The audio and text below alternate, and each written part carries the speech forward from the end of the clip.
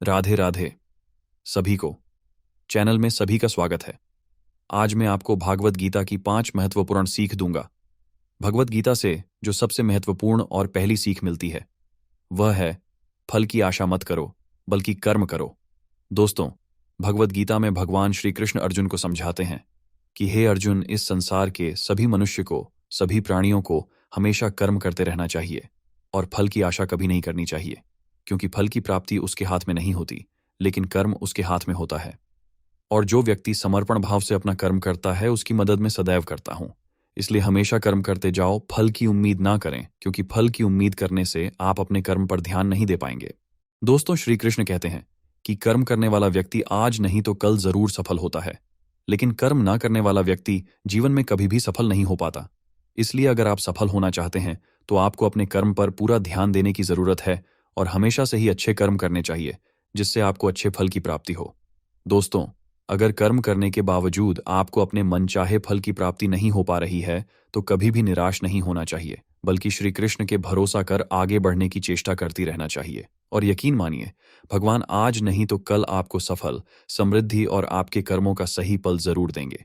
भगवत गीता में श्री कृष्ण द्वारा जो दूसरी सीख हमें सीखने मिलती है वह है कि हमेशा हमें अपने धर्म के अनुसार काम करना चाहिए। अर्थात यदि कोई बच्चा विद्यार्थी है तो उसे पढ़ने में ही ध्यान देना चाहिए।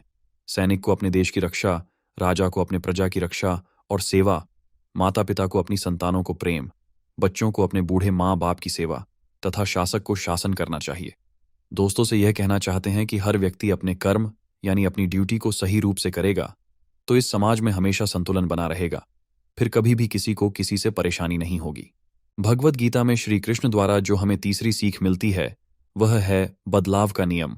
दोस्तों, श्री कृष्ण कहते हैं कि बदलाव ही जीवन का नाम है। श्री कृष्ण कहते हैं कि किसी भी इंसान को कभी भी बदलाव से नहीं डरना चाहिए, क्योंकि बदलाव हमेशा एक परिवर्तन लेकर आती है और यह परिवर्तन हमेशा अच्छे के लिए ही होता है।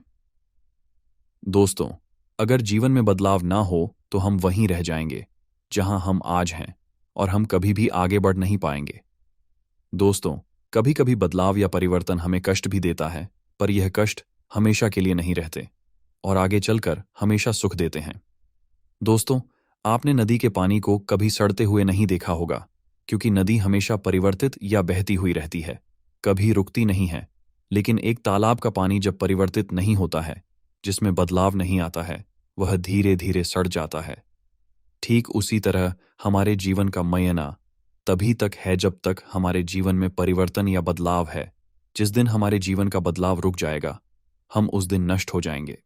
कि हर मनुष्य को हमेशा अहंकार और खुद से दूर रहना चाहिए, क्योंकि अहंकार और क्रोध किसी भी मनुष्य के दिमाग को उसी तरह खा लेता है जिस प्रकार लकड़ी में लगा हुआ दीमक।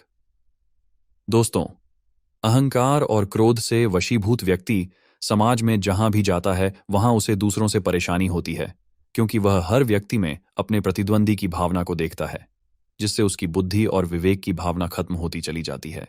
भगवत गीता में कहा गया कि हर व्यक्ति को आत्ममंथन करना चाहिए, क्योंकि आत्ममंथन अहंकार को खत्म कर देती है। दोस्तों, श्री कृष्ण कहते हैं कि अहंकार व्यक्ति को अज्ञानता की तरफ ले जाती है। इसलिए जीवन में सफलता चाहने वाले व्यक्ति को हमेशा अहंकार और घमंड से दूर रहना चाहिए। भगवत गीता में जो है 5वीं सीख मिलती है वह है कि मनुष्य के विचार ही मनुष्य का निर्माण करते हैं।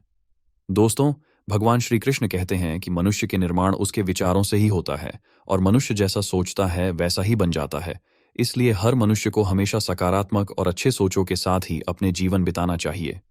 दोस्तों, अगर आपके मन में अच्छे विचार होंगे तो आपका जीवन भी अच्छा होगा, लेकिन अगर आपके मन में बुरे विचार होंगे तो आपके जीवन में बुराई की स्थिति बन सकती है। दोस्तों, श्री कृष्ण कहते हैं कि यदि हम अपने को बलवान बनना चाहते हैं तो हमें अपने मन में यह जरूर सोचना चाहिए कि हम बलवान हैं, क्योंकि बलवान होने की सोच ही हमें बलवान बना सकती है। अर्थात कोई व्यक्ति कमजोर या ताकतवर, बुद्धिमान या बेवकूफ, अच्छा या बुरा अपने सोच के कारण ही होता है। अगर हम अपनी सोच को बदल लें तो यह दुनिया ही बदल जाएगी। भागवत गीत के उपदेश और सीख सुनने के लिए वीडियो को लाइक करें और चैनल को सब्सक्राइब करें।